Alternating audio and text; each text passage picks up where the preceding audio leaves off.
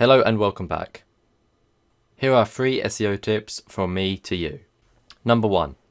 No SEO or search engine optimization means no visitors from search engines.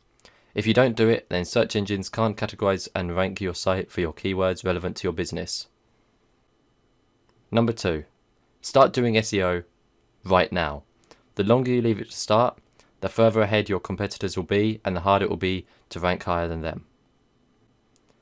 And finally, number 3. Both on-site and off-site SEO are required. You can't achieve good results doing one without the other. Thanks for watching, thanks for listening, and I'll see you in the next one. Goodbye.